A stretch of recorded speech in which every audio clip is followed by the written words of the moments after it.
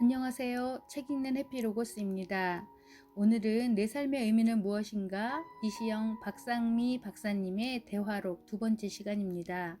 마지막까지 함께 하시면서 내 삶의 의미를 찾는 시간이 되시길 바랍니다. 그럼 시작합니다.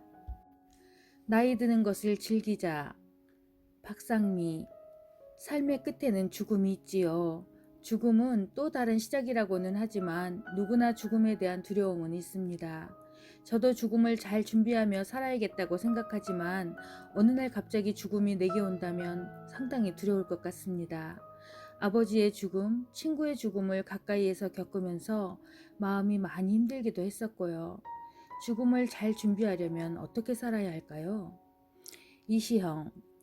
죽음에 대한 두려움은 인간의 본성입니다. 생명체라는 것은 삶에 대한 욕구를 본능적으로 갖고 있는 것인데 그게 끝이 난다고 하면 누구나 공포심을 갖게 마련이죠. 동물도 마찬가지입니다. 어떻게 보면 죽음에 대한 공포가 있기 때문에 세계 평화가 유지되고 있는 겁니다. 그런데 요즘 국제사회에서 문제가 되고 있는 무장단체의 테러리스트들은 죽음을 영광스럽게 생각하지요. 종교적인 맹신인데 죽음이 두렵지 않다고 하는 젊은이들은 무서운 존재입니다. 평화가 이만큼이라도 유지되고 있는 것은 죽음에 대한 공포가 있기 때문이에요. 이것이 사회를 지키고 나를 지켜주는 보호막이에요. 예를 들어서 제가 죽음에 대한 두려움이 전혀 없으면 내키는 대로 어디 가서 사람을 때리든 사고를 치든 행동을 막 하겠지요? 그런데 그러지 않고 참는 것은 죽음이 두렵기 때문이에요. 그리고 그런 두려움이 있기 때문에 삶이 더 소중한 겁니다. 그리고 요즘 항노화라는 말을 많이들 쓰지요. 저는 그 말을 별로 좋아하지 않습니다.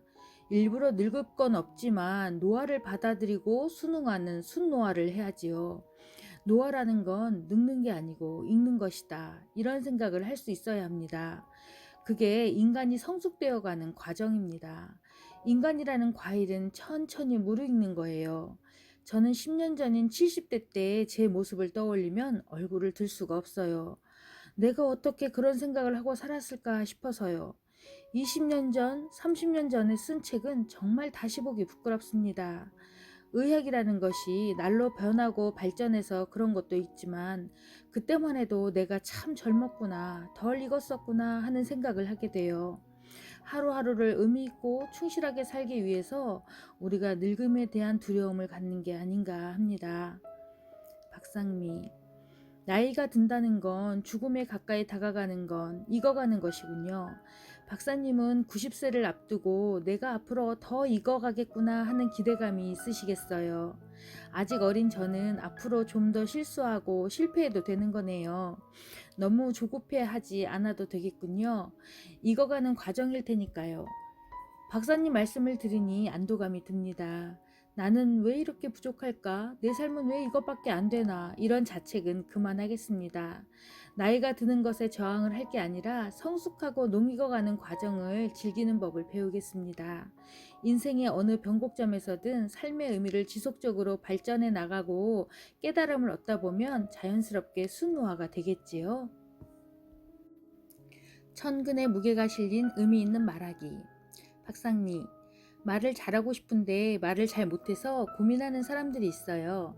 스피치 기술을 가르치는 학원에 다녀야 하느냐고 물어요. 좋은 말은 기술이 아닌데. 이시영. 며칠 전에 대학 강의를 갔는데 한 젊은이가 열심히 뒤를 쫓아왔어요. 조교 정도의 나이가 되어 보였는데 자기가 프리젠테이션 공포증이 있다고 해요. 프리젠테이션을 하라는 말만 들으면 그날부터 잠을 못 잔대요. 그래서 아무리 준비를 열심히 하고 연습을 여러 번 하고 가도 준비한 것을 10분의 1도 못하고 버벅거리다가 내려온다고. 교수에게 인정을 받아서 잘만 하면 정식으로 채용도 될 것 같은데 말을 이렇게 잘 못하니 어떻게 강의를 하겠느냐고 우울하다는 겁니다. 그러면서 제 강의를 듣고 저의 반만이라도 할 수 있으면 이런 걱정은 없겠다는 생각이 들었대요. 그래서 제가 그랬어요. 여보게, 나는 자네와는 정반댈세. 나는 하나를 알아도 열을 아는 것처럼 떠들 자신이 있네. 워낙 강단에 선지 오래되기도 했지. 자네는 열을 공부해도 하나밖에 발표를 못한다고 걱정을 하지만 5년, 10년이 흐르고 나서 자네 머릿속에 든 것과 내 머릿속에 든 것에 어떤 차이가 날 것 같은가? 자네가 교수에게서 인정을 받게 된 것은 바로 그 프리젠테이션 공포증 때문에 그만큼 열심히 준비를 해서 그렇게 된 것이네. 그 공포증이 바로 오늘의 자네를 만든 1등 공신이야. 그랬더니 자기 친구들 중에 공부도 별로 안 하는데 말을 아주 설득력 있고 조리 있게 잘해서 교수로부터 신임을 받는 녀석이 있다는 거예요. 그래서 또 제가 그랬죠. 자네는 말은 잘 못하지만 논문을 쓰는 건 그 친구와 경쟁이 안 될 거다. 말로만 이기려고 하지 말고 글로 이기는 건 어떻겠느냐고요. 말이 많은 사람은 믿음이 잘 가지 않습니다. 저렇게 말이 많은데 내가 이야기한 걸 다른 데 가서 돌아다니지는 않을까? 저렇게 말을 재미있게 잘하니 내가 한 말도 원래 내 뜻과는 다르게 꾸며내어 전달하지 않을까? 걱정이 되는 거죠. 그래서 오히려 과묵한 친구에게 믿음이 갑니다. 말 한마디로 허투루 하는 법이 없으니까 얼마나 신중하게 생각할까 싶은 거죠. 이탈리아에서 한 식당에 갔는데 네 사람이 점심 식사를 하고 있었어요. 직장 동료들 같아 보이더라고요. 그런데 네 사람이 동시에 말을 하고 듣는 사람은 아무도 없는 거예요. 그러면서 즐겁게 깔깔대며 웃는 것이 참 신기하고 이상했어요. 어떻게 네 사람이 한꺼번에 다 말을 하면서 서로 하는 말을 다 알아들을 수 있을까? 말이 많은 사람들이 있습니다. 대화 자리에서 자기가 말을 독점해야 성에 차죠. 그런데 그 중에는 남이 하는 말을 묘하게 가로채는 사람도 있어요. 이건 절대로 하면 안 되는 일입니다. 모든 대인 관계에서 중요한 것은 상대방이 얘기를 할 때 잘 듣고 그 사람의 말을 끝까지 기다릴 줄 알아야 하는 겁니다. 그게 인간관계의 기본이죠. 미국에서 심리 연극을 한 편 본 적이 있는데 무대 구석에는 한 남자가 허리를 구부리고 앉아 있어요. 그런데 무대에 등장하는 그 누구도 그 남자를 거들떠보지 않아요. 그리고 이 남자도 아무도 쳐다보지 않고 그렇게 고개 숙인 채 앉아만 있더라고요. 그래서 우리도 그 남자를 마치 무대에 의자가 하나 놓인 것처럼 소도구 보듯이 하는 거예요. 무대에 이 사람, 저 사람이 등장하고 대화를 나누고 퇴장을 하는데 시간이 지날수록 이 남자에게 관심이 가요. 저 사람이 무슨 이야기를 하려고 저렇게 조용히 앉아만 있을까? 그러다가 갑자기 기지개를 쫙 펴는 거예요. 우와, 그 순간 객석이 그 남자한테 완전히 압도당했어요. 나중에 그 남자가 기지개를 켜는 순간에 무대 중간에서 배우들이 무슨 이야기를 했는지 아느냐는 질문을 받았는데 그걸 기억하는 사람은 아무도 없더라고요. 이 연극이 전달하려고 했던 게 바로 침묵의 힘입니다. 침묵에는 때로 엄청난 파워가 있다는 걸 보여준 실험극의 한 장면이었어요. 모임에 가면 재미있는 사람이 인기가 있죠. 그 주변에 사람들이 많이 모입니다. 그렇지만 심각한 문제가 터져서 의논을 하고 조언을 구해야 할 때 누구를 찾아갈까요? 말을 잘하고 말이 많은 사람한테 갈까요? 아니면 조용한 사람에게 갈까요? 열이면 열, 모두 진중하고 과묵한 사람을 찾아갑니다. 나이가 들고 나면 말 한마디에 천근의 무게가 실린 것처럼 하는 과묵한 성격이 사회생활을 하는 데 있어 훨씬 큰 힘이 될 수도 있습니다. 박상미, 명심보감에서 읽은 구절들이 떠오릅니다.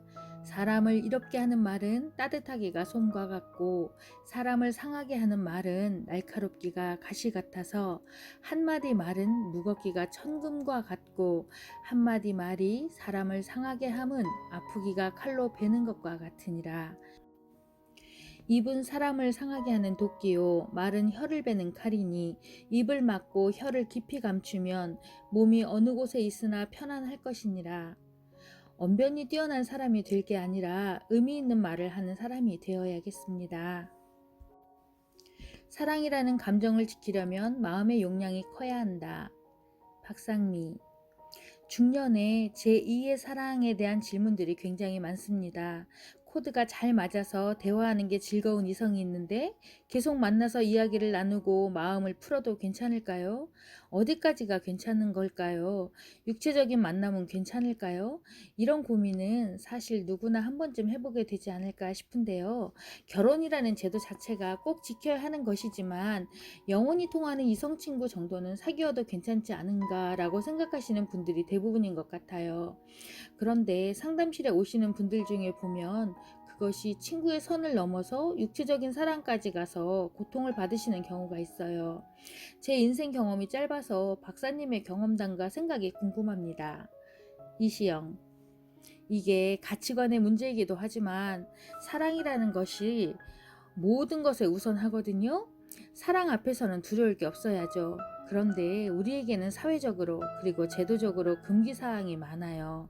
그래서 사랑이라는 감정을 지키려면 마음의 용량이 커야 해요. 잔잔한 갈등 같은 것들은 스스로 충분히 소화시킬 수 있는 능력이 있어야 합니다. 이게 작으면 문제가 생기는 거죠. 가정은 가정대로 지키면서 이성 친구를 두고 싶다면 마음의 배분도 잘해야 하고 아내와 가족에 대한 배려도 그만큼 세심하게 해야 하는데 이것을 마음속으로 잘하려면 인간적인 수용 능력이 그만큼 받쳐주어야 한다는 말입니다. 그게 안 되면 갈등이 생기는 거죠. 사랑이라는 감정을 느끼는 것은 정말 축복이라고 생각합니다. 그런 사람을 발견하는 것도 축복이죠. 사랑을 한다는 건 인간적인 능력에 따르는 일이라고 봐요. 젊은이들이 사랑을 하면서 싸우고 깨지고 하는 것은 결국 이 인간적인 수용 능력이 부족해서 그런 거예요. 마음의 그릇이 커야 해요. 그래야 정신과 육체의 밸런스를 잘 지킬 수가 있어요. 가정이라는 울타리를 파괴하는 것은 굉장한 용기도 필요하고 참 어려운 일입니다. 하지만 이성 친구가 있는 것은 좋다고 생각합니다. 박상미, 결혼이라는 제도 안에 있으면서 이성 친구를 사귈 수는 있겠지만 선을 넘지 않으면서 좋은 친구 관계를 유지하는 게 힘든 일인 것 같습니다. 이시영, 이성과의 만남에는 설렘이 있어야 해요. 그런데 아무래도 아내와의 관계에서는 설렘이 좀 약하죠. 설렘이 없으면 사람과 사람이 만난 것이지 남녀가 만난 게 아니에요. 예를 들어 나는 박 교수를 만나면 즐겁고 좋거든요. 설렘이 있으니까. 그게 없으면 두 사람의 만남은 지속되기가 힘들어요. 그게 환자와 의사 관계든 학생과 선생과의 관계든 사업상의 관계든 다 마찬가지예요. 서로 마주 앉아 있기 싫은 사람하고 어떻게 만나서 대화를 하겠어요. 이런 사람을 발견할 수 있다는 것도 하나의 축복이에요. 설렘이 있다는 것은 생리적으로나 심리적으로나 중요합니다. 사랑한다는 건 정말 온몸에 불이 붙는 거예요. 이것만한 젊음과 건강의 비결은 없어요. 피카소의 화풍이 새롭게 달라졌을 때는 반드시 새로운 연인이 있었거든. 그렇게 자극이 되고 생각이 통하는 상대를 만난다는 건 행복한 일이죠. 길을 갈 때 좋은 길동무를 찾게 되는 건 인간의 본성이에요.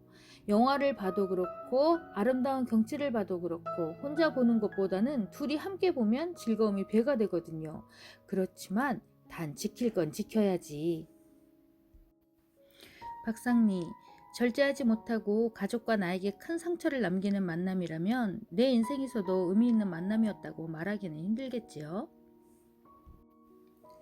선을 넘은 대가를 감당하려면 박상미, 제가 교도소에서 재소자 수업을 해보면 사회적인 위치도 높고 인정도 받으셨던 훌륭한 분들도 거기 와 계세요.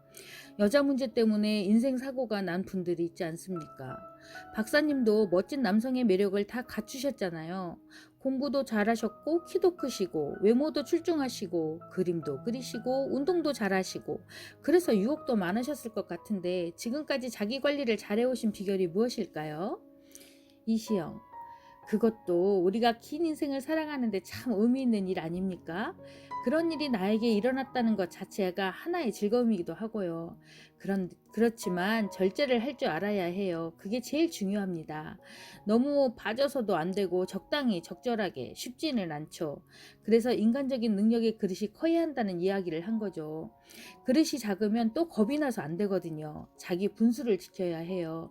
내가 이 정도까지는 감당할 수 있겠다 하면 딱 거기까지만. 아무리 유혹의 마음이 움직여도 감당을 못할 것 같으면 참아야죠. 박상미, 저는 상담을 할 때 내가 이 사람을 선택했을 때 얻을 것과 잃을 것이 무엇인지 쭉 써보라고 합니다.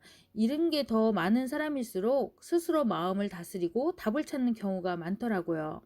박사님은 잃을 게 너무 많으셨던 게 오히려 다행이네요. 어떤 여성분이 이런 질문을 주셨어요. 결혼 5년 차 때 딱 한 번 외도를 했다고 합니다. 남편을 사랑하는데 갑자기 찾아온 사랑에 이성을 잃었던 것 같대요. 6개월 만에 정리를 했지만 그 후에 남편한테 들켜서 사죄를 했고 남편이 용서를 하겠다고 했답니다. 그런데 5년이 지난 지금도 남편이 괴로워하고 있고 성관계를 거부한대요. 여전히 고통 속에 살고 있다고 합니다.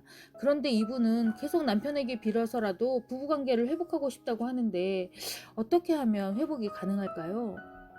이시영, 참 어려운 숙제네요. 박상미, 박사님께도 이런 분들이 상담을 많이 요청하시지 않았나요?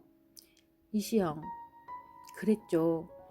여자 환자가 한 분이 있었는데 중학교 때부터 머리가 다 빠져서 가발을 쓰고 온통 머리에만 신경을 쓰고 살았어요. 선생인데 자기가 약점이 있다고 생각하니까 결혼의 기준을 좀 낮춰서 한 거예요. 애도 둘 낳고 그런데 어느 날 밤에 섹스를 하고 난 후에 그만 가발이 벗겨져 버린 거죠. 달빛의 남자가 그걸 보게 되었는데 너무 징그러운 거예요. 그 다음 날 아침에 식당에서 아내를 보니까 어젯밤의 기억이 너무 강렬해서 그렇게 예뻤던 아내가 이제 더 이상 아내처럼 보이지 않는 거지. 이건 정말 도저히 안 되겠다. 그래서 그날 밤부터 부부 생활도 못하고 결국 이혼을 했어요. 그런데 이 여자분이 울산 사람인데 어찌 치료법을 찾아가지고 머리카락들이 다 새로 난 거예요. 그래서 내가 이제 남편한테 돌아가도 되겠네요 라고 했더니 미쳤어요? 그놈한테 돌아가게 라고 하더라고요. 머리카락이 정상으로 돌아오고 나니까 이 남자가 남자같이 안 보이는 거야. 성이라는 건 굉장히 민감한 거거든. 특히 남자들한텐 더 그래요. 여자들은 수동적으로도 가능하지만 남자들은 트라우마가 있으면 발기가 되지 않아요. 그러니 얼마간의 세월이 흐르기를 기다릴 수밖에 없어요. 용서를 한다곤 하지만 용서가 되지 않는 거야, 사실. 내가 언제 한번 조선일보에 이런 칼럼을 쓴 적이 있어요. 미혼 여자가 남자와 하룻밤을 보낼 때는 자신의 청춘을 거는 것이고 유부녀가 남자하고 하룻밤을 보낼 때는 자신의 인생을 거는 거예요. 관계의 책임은 자기가 지는 거죠. 그땐 혼인빙자 간음이란 죄가 있었어요. 결혼을 않겠다면 남자는 영창살이를 하게 돼요. 그걸 면하려니 결혼을 해야죠. 자기 청춘이나 인생을 걸어도 좋다. 그런 결의가 없으면 함부로 관계에 자신을 던지지 말아야 해요.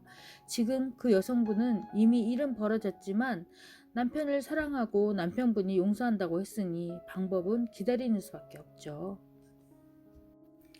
현명한 이혼의 기준. 박상미. 부부가 같이 상담을 요청하는 경우도 많습니다. 보통은 남자의 외도로 인해 괴로워하는 아내가 많을 것이라고 생각하시지만 요즘은 아내 외도 때문에 괴로워하는 남성분들이 좀 더 많은 것 같아요. 외도를 한 배우자가 나는 이 결혼을 유지하고 싶은데 그게 싫으면 이혼하자고 오히려 당당하게 나올 때 그 충격과 상처가 아주 큰 것 같아요. 그래서 이 부부의 사연은 참 안타까웠어요. 서로 용서하고 잘해보고 싶은데 남편분의 상처가 5년이 지나도록 해결이 안 되고 있는 거니까요. 한 여성분이 이런 질문을 주셨어요.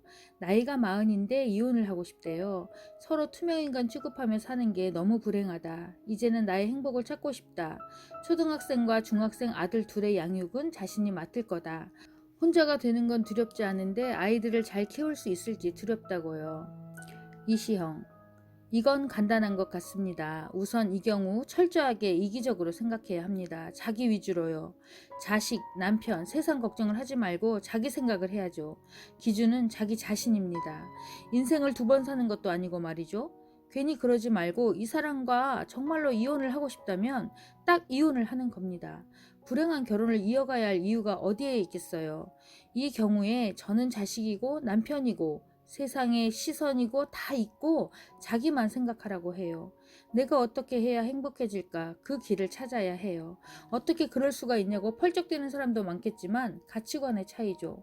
평생 불행을 견디면서 사는 게 좋다면 그것도 방법이긴 하겠지만요. 박상미. 내 인생의 가장 중요한 목표는 나의 행복이다. 이렇게 생각하면 빠르고 확실한 결론을 내릴 수가 있겠네요. 이시영. 사는 의미가 어디에 있느냐? 인간은 행복하고 충실한 하루를 보내는 게 삶을 살아가는 목표죠. 그 전제에 맞게 행동하면 됩니다. 박상미. 박사님은 올해 결혼 몇 년 차시죠? 박사님은 부부싸움이나 이혼을 고민해 본 적이 있으신지요? 이시영. 28에 했으니 60년이 다 되어가네요. 부부싸움 안 해본 사람 있나요? 나도 가출을 2번이나 했습니다. 화가 치밀 땐 이혼 생각도 하게 되지요. 이럴 때는 자기 자신도 마음에 안 드는데 생판 낯선 사람과 함께 사는데 불협화음이 있는 게 당연한 거죠. 서로의 생활 환경이나 생활 감각이 다르니까 티격태격도 많이 하고 다투고 삐지기도 했지요. 심각하게 아슬아슬한 고비도 넘겼어요.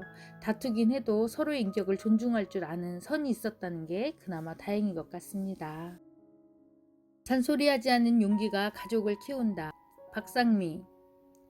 중년들은 자식에 대한 고민이 반인 것 같습니다. 도대체 자식을 어디까지 책임져야 되느냐, 공부를 끝내고 나면 취직을 해야 하고 그 다음은 결혼, 또 육아까지. 자녀가 결혼을 하고도 손을 못 대고 참견하는 부모들이 많잖아요. 제가 대기업 강의를 가서 나를 힘들게 하는 사람을 쭉 써보게 그랬더니 남성분들이 나를 힘들게 하는 사람 3위로 장모님을 꼽더라고요. 딸의 부부관계에 장모님이 개입하는 경우가 많더라고요. 이전에 근무하던 대학에서 깜짝 놀랐던 게 학점이 나가고 나서 성적 이의 신청을 받는데 부모님들의 항의가 많은 거예요. 내 자식의 미래를 책임질 거냐고 하면서요. 이시영. 저는 아이들 결혼할 때 귀신도 모르겠어요. 청첩장도 돌리지 않고 친구들이랑 친척들한테만 알리고 축의금도 절대 받지 않았죠. 그래서 사돈들 가족과 갈등이 좀 있기는 했지만 전 할아버지나 부모님 상을 당했을 때도 일절 부조금을 받지 않았거든요. 결혼식 청첩장을 돌리는 것에 대해서도 전 굉장히 엄격합니다. 청첩장을 왜 돌리나요? 청첩장을 안 돌려도 가까운 친척이랑 친구들은 다 알잖아요. 그 사람들만 오면 되지. 온 동네 사람들을 다 불러 모을 이유가 뭐예요?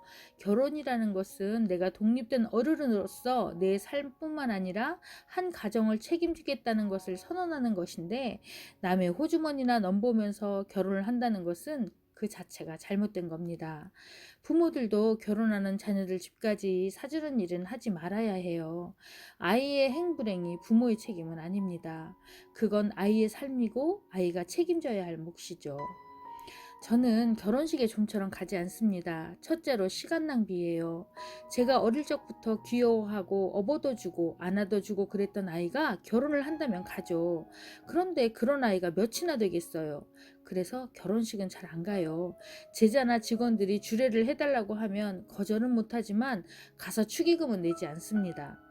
이름이 좀 있는 사람이 청첩장을 뿌리고 결혼을 크게 하면 그 근처의 길이 얼마나 막히는지 몰라요. 그건 거의 범죄나 마찬가지라고 생각합니다. 그리고는 아무한테도 알리지 않았는데 이렇게 됐다고 합니다. 말이 안 되죠. 그게 하나 제대로 관리를 못하면서 사회적으로 막중한 책임이 있는 자리에 앉아있을 자격이 있겠어요? 박상미. 박사님은 자식을 키우면서 속상했던 기억이 있으신지요? 이시영. 저는 아들한테 공부하라는 소리를 한 번도 해본 적이 없어요. 그런데 그 녀석이 고3 때인데 학교를 마치고 나면 오락실에 가요. 학원에 가는 게 아니라 오락실에 가서 몇 시간이고 있다가 집에 오는 거야. 그래서 한 번 경고를 줬어요. 그래도 말을 잘 안 듣더라고요. 그래서 제가 한 번은 종아리 걷어! 라고 해서 종아리 매질을 딱 2번 했어요. 이거는 애비로서가 아니고 정신과 의사로서 치료용으로 하는 것이다. 다음부터 오락실 생각이 나거든. 회초리 맞을 이때를 생각해라. 그랬더니 이 녀석이 그 다음 날부터 오락실을 안 가고 집으로 와서 공부를 하더라고. 그래서 어찌어찌 한양대 건축학과에 들어간 거야. 대학교 2학년을 마치고 성적표를 가져왔어요. 그런데 보니까 스트레이트 F학점인 거예요. 그래서 군대를 간다고 하더라고요. 한 번만 더 F학점 받으면 자동 퇴학이에요. 그래서 내가 그 녀석이 공부 안 하고 맨날 오락실만 갔을 때 그리고 그 성적표를 받아왔을 때 이렇게 2번쯤 속이 좀 상했지. 그런데 군대를 갔다 오고 나서 좀 변하더라고. 공부를 좀 하는 것 같아요. 대학 막바지에는 학교 근처에서 먹고 자고 이러더니 1학기를 마치고 3등을 한 거예요. 전과를 했거든요. 그때 한양대에 산업경영학과라는 게 처음 생겼어요. 건축과에 들어가기는 했는데 제가 너는 장사를 하면 잘할 놈 같다고 했거든요.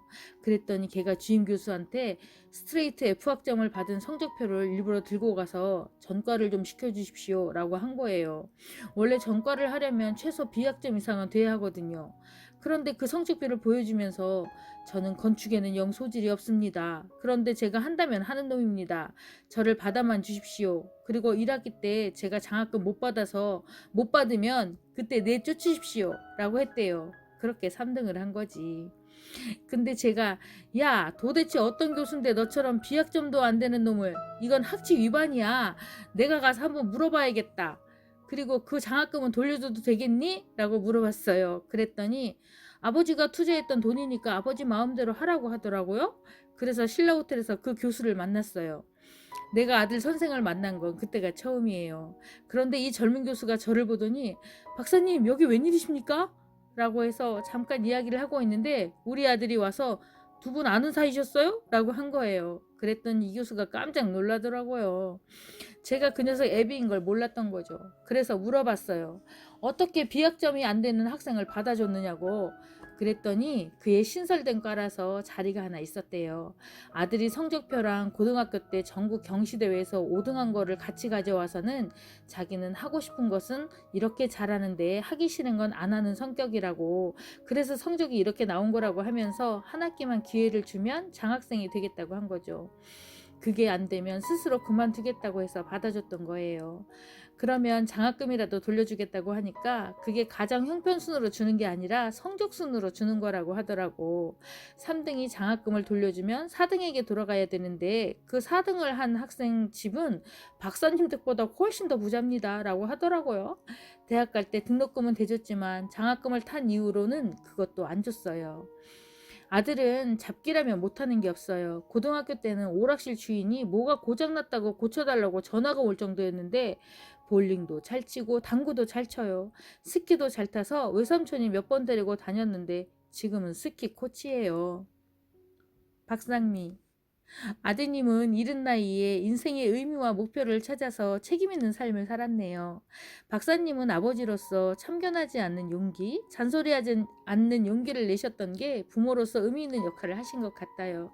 그런데 매는 드셨어요? 이시영. 그건 정신과 의사로서 한 거죠. 네거티브 컨디셔닝이에요. 오락을 하고 싶다는 마음이 들 때마다 매를 맞은 게 같이 떠오르거든요. 아팠던 생각이 나면 싫어지는 거예요. 그게 네거티브 컨디셔닝 테라피죠. 은둔형 외톨이 아이를 방 밖으로 이끄는 의미치료. 박상미. 은둔형 외톨이, 박사님께서 만든 용어입니다. 이런 아이들에게 관심이 많으셨습니다. 은둔형 외톨이 중에는 게임 중독에 빠진 이들도 있는데요. 어떻게 도움을 주어야 할까요? 이시형. 요즘 그런 아이들이 참 많아요. 그런데 두 가지를 구분해야 합니다. 하나는 은둔 외톨이 증세가 있어서 방에서 나오지 않는 아이들이고, 또 하나는 게임에 너무 빠져서 게임 중독이 된 아이들이죠. 일본에서는 히키코모리라고 불리우는데 제가 학회에서 처음 발표하면서 은둔형 외톨이라고 이름을 지었어요. 이건 일종의 병이라고 볼 수 있고 증상이 아주 심각합니다. 게임 중독에 빠진 아이들도 치료가 힘든데 부모와 같이 연대 치료를 하고 게임보다 더 재미있는 게 있어야 돼요. 그래야 대체가 되거든요. 그걸 부모와 아이가 함께 연구하며 찾아야 하는 거죠. 아이 혼자서는 못해요. 그리고 그것에 대한 보상과 피드백도 부모가 줘야 하고요. 은둔형 외톨이 중에서는 대인공포증, 소위 사회공포증 환자가 많습니다. 사회공포증이 있어서 밖으로 안 나가고 집에만 있는 아이가 있고, 사회공포증은 아닌데도 밖으로 나가기를 거부하는 은둔형 외톨이, 이렇게 두 가지 타입이 있죠. 그런데 이 케이스는 혼자 치료하기가 정말 힘들어요. 그래서 일본에서도 그런 아이들을 모아서 한국에 여행을 옵니다. 제 제자 중에 하나가 일본과 함께 그룹을 만들어서 합동 치료를 하고 있기도 해요. 그룹으로 하면 그룹끼리 재미있게 이야기도 하고 게임도 하고 영화도 같이 보러 가고, 그러면서 조금씩 함께 있는 것에 적응을 하는 거죠. 박상미. 결국은 관계 속에서 회복의 방법을 찾는 수밖에 없습니다. 이런 청소년들의 회복을 돕는데 가장 적합한 게 의미치료라고 확신합니다. 우리가 다른 이들과 관계를 맺고 사회 속에서 살아가는데 왜 중요한 건지 그 의미를 찾아주는 일, 어른들이 관심을 가지고 함께 해줘야 할 의무가 있습니다. 현재에 집중하는 명상치료, 박상미. 과거의 상처에서 벗어나지 못하는 사람들이 많습니다. 제게 상담을 오는 대부분의 사람이 그래요. 과거의 아픈 기억들, 현재의 고통에서부터 나를 구원해주는 미래에 대한 기대를 찾자고 상담을 진행하지만 상처가 클수록 과거에서 빠져나오는 게 시간이 오래 걸리지요.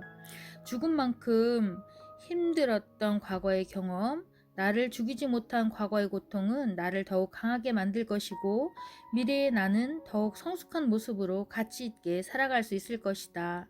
마음을 미래에 두자고 대화를 이끌지만 과거에 머물러 있기를 선택한 사람들도 간혹 있습니다.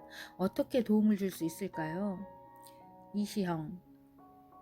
끝난 건 끝난 거예요. 노이로제 환자들의 특징이 과거에 얽매여서 살아요. 미래 지향적으로 생각하지 않고 항상 과거만 바라보는 거죠. 그렇지만 과거는 어쩔 수가 없는 거거든요. 더구나 자신의 의지도 아니고 폭력적인 행위로 인해서 발생한 일인데 그걸 어떻게 하겠어요? 그 일에 자신의 양심적인 괴로움을 개입시켜서는 안 돼요. 상처의 딱지를 떼어내듯이 딱 떼어버려야 합니다. 어려워도 가능해요. 상처라는 건 세월이 지나면 차츰 나아져요. 그렇지만 어릴 적 받은 충격이 워낙 심하니까 그게 계속 생각이 나는 건데 그건 어쩔 수가 없죠. 그래도 내가 나의 힘으로 어찌하지 못하는 불가항력적인 일에 자꾸 의미를 부여해서 상처를 키우는 일은 멈춰야 합니다. 아무런 득이 되지 않는 일이에요. PTSD라는 게 그런 거거든요. 외상 후 충격이 오래가는 사람들이 있어요. 감정이 수반된 기억은 두고두고 남죠. 성폭행을 당했다던가 첫사랑의 아픔이 컸다던가 하는 일들은 잊혀지지가 않죠. 그래서 이럴 때 중요한 게 명상입니다. 우리에게 명상이 필요한 이유는 과거를 돌아보자고 하는 게 아니에요. 과거는 이미 끝이 났어요. 우리에게 중요한 것은 바로 지금, 우리가 살아가고 있는 바로 이 현재죠. 바꾸지도 못할 과거에 매달리지 말고 그렇다고 아직 닥치지도 않은 미래에 매이지도 말고 지금 여기 현재에 주의를 기울이는 것, 그게 명상의 자세거든요. 명상은 현재에 집중을 하면서 옛날의 기억이 자꾸 떠올라도 마치 강가에 서서 강물이 흘러가는 것을 지켜보고 있는 것처럼 그냥 흘러가게 내버려 두는 거죠. 일부러 그 생각을 하지 않으려고 노력하지도 말고 일부러 더 좋은 기억을 떠올리려고 애쓰지도 말고 그냥 지켜보는 겁니다. 시간이 지날수록 그 순간에 연결되어 있는 감정이 차츰 약해져요. 기억이 탈감정화되는 거죠. 그래서 명상이 좋은 방법이라는 겁니다. 명상을 하면 현재에 집중하는 거니까 그럼 이제 자꾸 옛날에 그 생각이 떠올라도 그냥 가만히 있으면 마치 강물이 흘러가는 거를 내가 지켜보고 있는 것 같이 그러면서 그 생각을 안 할 정도가 되고 또 생각이 나도 말고 또 좋은 생각을 일부러 하려고도 말고 그냥 가만히 보고 있는 겁니다. 그리고 세월이 흘러가면 차츰차츰 감정이 약해집니다. 그 기억에 연관된 감정이 탈감정화 되는 거예요. 그래서 그때는 명상이 굉장히 좋은 방법이구나 하는 걸 깨닫게 됩니다. 박상미. 저도 명상의 치유 효과를 체험한 사람이라 박사님의 말씀이 깊이 와닿습니다. 제가 30대 초반에 공부와 일을 병행하느라 심각한 번아웃에 빠졌습니다. 무기력, 불안, 불면증 때문에 고생을 많이 했어요. 너무 힘들 때는 상담을 받을 마음도 안 생기고 약물 치료도 했었지만 저는 큰 도움을 받지 못했어요. 그때 가족의 권유로 마음 챙김 명상이라는 것을 시작했어요. 그런데 큰 효과를 보았어요. 이 글을 읽는 분들께 명상의 의미 치료와 연관이 많다는 걸 알려드리고 싶어요. 마음 챙김 명상은 생각과 욕구를 멈추고 철저하게 나를 내려놓는 훈련이에요. 눈을 감은 채 바닥에 등을 대고 눕거나 의자에 편안하게 앉아서 몸의 구석구석에 주의를 집중하고 가만히 내 몸의 느낌만을 관찰하면 됩니다. 20분 정도 걸리는 바디 스캔 명상을 하고 나면 몸과 마음이 편안해집니다. 유튜브 박상미 라디오에 제 목소리로 안내하는 영상이 있으니 들으면서 한번 체험해 보세요. 신체 부위에서 느껴지는 감각, 오로지 내 몸 구석구석에 호기심을 갖고 느끼고 관찰하면서 있는 그대로의 나를 받아들이게 됩니다. 늘 과거에 대한 후회, 조급함, 잡념으로 가득 찼던 마음이 서서히 사라지면서 과거에 집착하고 미래에 대해 불안했던 마음이 서서히 사라졌습니다. 현재에 집중하는 능력이 생기고 내 몸에 집중하다 보니 나를 사랑하는 마음이 생겼습니다. 내 몸도 참 고생했구나. 오늘까지 잘 살아왔구나. 내 몸에 고마운 마음과 미안한 마음이 들면서 나를 더 사랑하고 아껴야겠다는 생각이 들더라고요.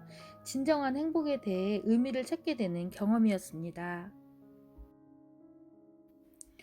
살다 보면 우울해야 될 때가 있다. 박상미. 제가 올해 44인데 주위에 암 수술을 한 친구가 벌써 3명이나 있어요. 우울증을 앓는 친구들도 많습니다. 마음이 아프면 몸에도 증상이 나타나지 않습니까? 이시영. 암처럼 큰 고비를 겪게 되면 건강에 대한 자신감을 잃게 되죠. 사실 현실적으로 약점이 하나 생겼다고 볼 수밖에 없습니다. 그러니까 이전에 살던 대로 똑같이 살면 안 되죠. 생활 습관을 바꾸고 몸 관리를 잘 해야 해요. 그리고 이렇게 한번 중병을 앓으면 사람에게 깊이와 철학이 생깁니다. 내가 그동안 어떻게 살아왔는지, 그리고 또 앞으로 어떻게 살아갈 수 있는지 수박 헛달기로 생각할 게 아니라 깊이 사색을 하게 되는 기회가 되는 거예요. 그래서 오히려 남은 생을 정말 열심히 충실하게 하루하루 의미를 찾으며 살 수 있는 계기가 될 수 있습니다. 건강한 100세 시대를 위해서 30대가 아니라 그보다 더 일찍 준비를 해야 합니다. 그래서 제가 세로토닌 키즈 프로그램이라는 것을 만들었습니다. 유치원 때부터 건강한 습관을 들여야 해요. 3살 버릇이 여든 간다는 말도 있지 않습니까? 그런데 한국 사람들이 예방에 대한 개념이 좀 희박합니다. 병적인 낙천가들이에요. 뭘 믿고 저러는지 설마 내가 하는 마음으로 그러면 안 된다는 걸 알면서 그렇게 해요. 그게 당장은 쉬우니까. 제가 촌장으로 있는 홍천 선마을에서는 4가지 습관을 가르칩니다. 기상시간과 취침시간을 정해서 생활 리듬을 규칙적으로 만들어요. 그 다음에 식사 습관, 운동 습관, 그리고 마음 습관을 잘 가다듬게 합니다. 거기에서는 명상 시간이 많은데 제가 볼 때 제일 중요한 것은 마음 습관이에요. 나는 마음이 70%라고 생각합니다. 세로토닌 문화원을 따로 만든 이유도 그 때문이에요. 마음으로 세로토닌적인 삶을 살자는 거죠. 아무리 운동을 적절히 하고 식사 조절을 잘해도 마음이 고약하면 안 되죠. 마음이 편해야지. 내가 저 녀석을 한 방 먹여야겠다. 이런 생각을 늘 하고 있으면 결코 몸에 좋은 영향을 미칠 수가 없어요. 마음 습관이라는 것은 한마디로 말해서 스트레스 관리예요. 관리를 잘못하면 스트레스는 만병의 근원이 돼요. 서양 의학에서는 몸과 마음을 따로 놓고 보지만 우리는 심신수련이라고 해서 마음을 닦아야 몸도 닦을 수 있다고 봅니다. 요즘은 서양에서도 이 개념이 많이 바뀌고 있어요. 명상을 많이 하잖아요. 그런데 명상이 가장 필요한 게 한국 사람인데 막상 한국 사람들은 명상을 잘 안 해요. 그게 걱정입니다. 제가 세로토닌적인 삶을 살자고 운동을 벌이는 것도 마음이 가장 중요하다는 이야기를 하는 거예요. 우울하다고요? 우울증은 병입니다. 그에 반해 우울감은 살다 보면 누구나 한 번씩은 겪는 거죠. 그리고 어떤 의미에서 살다 보면 우울해야 될 때가 있습니다. 그걸 느끼지 못하고 지나가는 것도 문제예요. 얼마 전에 엄마 나는 죽기 싫어 하고 울부짖는 아이를 안고 아파트에서 뛰어내린 엄마가 있었어요. 나는 그 기사를 읽으면서 눈앞이 캄캄해지는 기분이었습니다. 그건 정말 실존적인 우울이죠. 그리고 얼마 전에는 보험금을 타려고 자식의 발목을 끄는 아버지도 있었어요. 우리가 같은 하늘 아래 같은 공기를 마시며 살고 있는 사람인데 어떻게 그런 생각을 했을까? 그리고 그들이 그런 생각을 하도록 우리 사회가 어떻게 내버려 둘 수 있었을까 하는 생각에 며칠 동안 잠을 설치고 우울감에 빠졌었어요. 그런데 인간에는 이런 우울감이 필요해요. 우울할 만한 상황에서는 우울해야죠. 우울증은 노이로제적인 진단명이지만 우울감이라는 건 인간이 살아가면 누구나 때로는 갖게 되는 것이죠. 우리는 함께 살아가야 하는 공동체 운명이니까 이런 사건들을 접하면 느끼는 우울감은 건강한 우울증이죠. 그런 일들을 보고도 너무 아무렇지도 않다 하면 그게 병인 거예요. 박상미. 저도 어릴 때부터 우울감을 많이 느끼는 사람이었고 한때는 우울증 때문에 약물치료, 상담치료를 받기도 했습니다. 나는 왜 이렇게 우울감을 많이 느낄까? 그 생각이 들 때는 더 우울해지기도 했었는데요. 돌이켜보면 그 덕분에 오히려 책도 많이 읽고 글도 많이 쓰고 마음 아픈 사람들, 우울한 사람들을 보면 정말 공감이 되고 상담을 할 때에도 큰 도움이 되었던 것 같아요. 우울감은 제 삶 속에 있는 참 의미 있는 역할을 많이 한 것 같습니다. 세월호 사고가 일어났을 때 전 국민이 깊은 우울감에 빠졌지요. 모두가 슬퍼하며 대한민국이 변해야 한다고 소리쳤습니다. 그 후에 우리 사회는 안전에 대한 의식이 진보했다고 믿습니다. 건강한 우울감은 우리 삶에서 꼭 필요한 것 같습니다. 우울증을 극복하는 최고의 처방전. 박상미. 요즘 한국 경제가 IMF 때보다 더 힘들다고 합니다. 경제가 어려우니 사람들 마음이 더 팍팍해지는 것 같습니다. 제가 미혼모 단체를 돕고 있는데 예전에는 아기 옷을 나누겠다, 쌀을 지원하겠다 하고 마음을 전해온 분들이 많았었는데 요즘은 정말 드물어요. 이시영. 경제가 많이 어려운 것이 사실이죠. 그래서 그런지 사람들이 점점 자기 중심적이 되어가고 이웃을 돌보는 마음도 없어지고 심성이 거칠어지고 인색해지고 베풀고 나누는 것마저도 주저하는 시대가 온 게 아닌가 해서 그 점이 걱정입니다. 사랑은 줄수록 커지죠. 감사도 많이 할수록 내 안에 감사하는 마음은 더 커집니다. 이런 시대일수록 남에게 베풀므로써 기쁨을 얻는 이타적인 심성이 필요해요. 박상미. 베품으로써 기쁨을 얻는다고 하셨는데 남을 도울 때 뇌에는 어떤 반응이 일어나나요? 이시영. 베풀고 나눌 때는 일단 긍정적인 정서가 되지요. 기분이 나쁜데 베푸는 일을 할 수는 없거든요. 기분이 좋으니까 하는 거죠. 뇌 속에 후대생 피질이라는 것이 있는데 그 아래 쾌락 중추가 충족이 될 때 도파민이라는 물질을 분비를 해요. 기분이 좋아지죠. 베푸는 것도 일종의 욕심이거든요. 구세군 냄비에 적은 돈이라도 집어넣고 나면 뭔가 마음이 가벼워지잖아요. 박상미. 우울증이나 무기력으로 약을 처방받아 먹는 것보다 훨씬 도움이 될 것 같은데요. 저도 오래전에 우울증이 심했을 때는 신경정신과 약을 많이 먹었는데 10년 전에 자원봉사를 시작하면서 자연스럽게 약과 이별하게 됐어요. 도파민이 생성되면서 치료에 도움을 준 걸까요? 이시영. 병실에 장기 입원한 환자들이 시간이 흐르면서 다른 환자를 도와주기 시작하는 때가 와요. 그 환자의 상태가 그때부터 본격적으로 좋아진다는 연구 결과들이 많이 나와 있어요. 나도 아직 아프지만 남을 도와줄 수 있다는 것 자체가 기분을 좋게 만들어주는 거예요.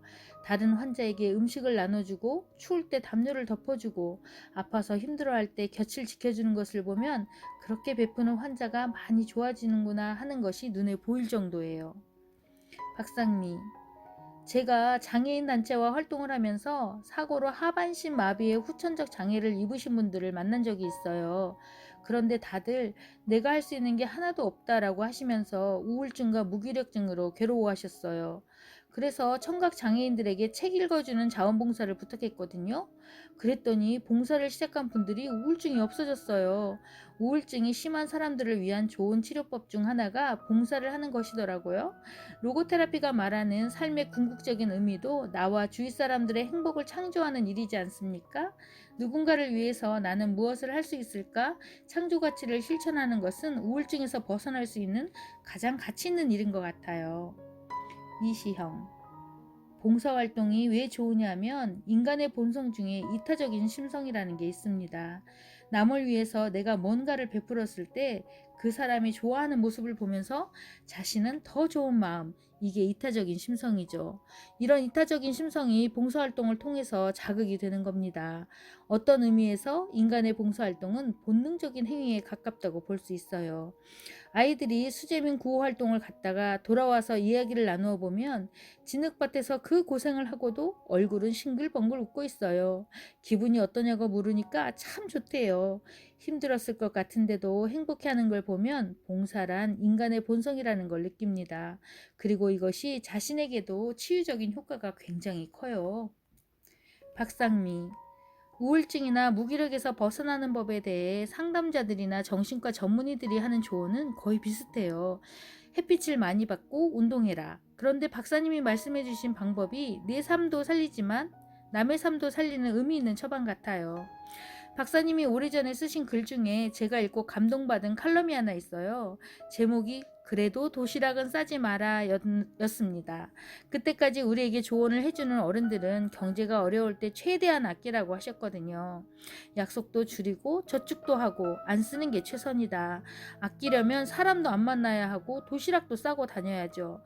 그러면 칭찬을 받았어요. 그런데 더 우울해지는 거예요. 박사님의 칼럼은 그런 우리의 상식을 깨는 글이었습니다. 말만 들어도 끔찍한 구조조정이라는 괴물이 또 꿈틀거린다. 이건 막아야 한다. 어디 한 가족이 생계만인가? 거기다 왜 우리만, 나만 하는 피해의식까지. 한 인간을 자존심마저 깡그리 무너뜨린다. 처참하다. 누가 이를 모르랴. 모두가 아프다. 때를 써서라도 막아야겠는데 돌아가는 사정이 아무래도 피할 수 없는가 보다. 미적거리다가 다 넘어진다는 게 엄포로 하는 소리도 아닌 모양이다. 정말 피할 수 없는 고개인가? 하긴 세계 최강 미국도 구조조정을 아프게 겪었다. 그래, 피할 수 없는 고개라면 어물쩍거리지 말고 넘자. 더 어두워지기 전에 무거운 발이지만 내딜 수밖에 없지 않느냐? 그리고 이번에는 확실히 하자. 또 하는 소리가 다시는 없게 하자. 마음 단단히 먹자. 다시 한번 허리띠를 졸라매자. 하지만 그렇다고 시장 경기가 얼어붙게 해서는 안 된다. 나보다 더 아픈 이웃 생각도 하면서 이 힘든 고기를 슬기롭게 넘겨야 한다. 도시락을 싸지 말자는 건 그런 뜻에서다. 우리는 어려운 시기가 오면 죄 없는 도시락론으로 떠들썩하다. 공무원 외식 금지. 이건 탈위기의 단골 메뉴였다. 한때 국무총리의 도시락도 화제가 됐다. 도시락 총리로 존경을 받기도 했다. 한 끼를 먹는다는 게 그만큼 어려운 시절이었다. 도시락의 역사 속에는 가난과 함께 눈물과 서름, 우리 민족의 애환이 서리서리 담겨 있다. 그래서겠지. 어려울 땐 도시락 쌀 생각부터 먼저 한다. 하지만 이젠 그런 시대는 지났고 또 그래서도 안 된다. 직장 근처 식당이 문을 닫아야 하기 때문이다. 영세의 주인만인가? 그 몇 푼 벌이에 생계가 달린 종업원들이 일자리를 잃어야 한다. 그 중에는 실직 가장의 아내도 있을 것이다. 저도 도시락을 자주 싸서 다녔거든요. 학교 근처에 식당이 없어진 것을 보면서 없어졌네 하고 말았는데 그제 그래 손님이 떨어져서 가게 문을 닫았겠구나. 그 주인 아주머니가 실직 가정의 아내는 아니었을까? 빚은 지지 않았을까? 지금은 어디서 생계를 꾸리고 있을까 하는 걱정이 되더라고요. IMF 때 쓰신 글인데 오늘 읽어도 오늘의 울림이 있네요. 이시영, 지금 경제가 어렵다고 하지만 더 어려워질 수도 있고 앞으로 이보다 더 어려운 시대가 오지 말라는 보장도 없습니다. 그런데 우리가 어려울 때 자꾸 자기 생각만 해서 시장이 어렵고 제대로 돌아가지 않으면 다 같이 더 어려워지는 거예요. 이걸 조금만 넓은 마음으로 볼 수 있었으면 좋겠어요. 지난번 IMF 때 수입은 떨어졌지만 저축률은 깜짝 놀랄 만큼 올라갔어요. 그만큼 주머니를 닫았다는 거죠. 그래서 경제는 더 안 돌아갔고요. 펑펑 쓰라는 얘기가 아니라 절제는 해야 되지만 도시락을 쌀 내 형편보다 못한 이웃을 돌아보는 마음은 남겨주다는 겁니다. 박상미, 내 삶에만 코를 박고 살면 누구나 외롭고 쓸쓸하고 삶의 의미를 찾는 건 더 어려워져서 인생이 허무하다는 생각에 빠지게 됩니다. 연민의 감정을 가지는 것, 이웃과 연대의식을 가지고 남을 보살피는 마음으로 살 때 내 인생도 훨씬 가치 있는 인생이 되는 것 같아요. 행복은 덤으로 따라오는 것일 테고요. 마치는 글, 상담실 문을 닫을 시간이 되었습니다. 보리 한 톨의 이야기를 다시 떠올려 볼까요? 보리 한 톨의 탄생에도 전 우주가 참여하듯 지금 이 순간에도 전 우주가 저와 당신의 삶에 참여하고 있습니다. 나라는 존재는 내 생각보다 위대합니다. 나에게 발견되어 실현되기를 기다리는 내 삶의 의미를 찾으셨습니까? 미래에 대한 기대를 가지고 내 삶의 의미를 적극적으로 찾으면서 하루하루 살아갑시다. 내 속에 잠재되어 있는 삶의 의미를 매일 구체적으로 찾아갑시다. 우리가 겪은 고통은 반드시 내 미래의 거름이 됩니다. 과거에 나를 힘들게 했던 시련은 분명히 나의 성장에 가장 영향가 있는 걸음이 되었을 것입니다.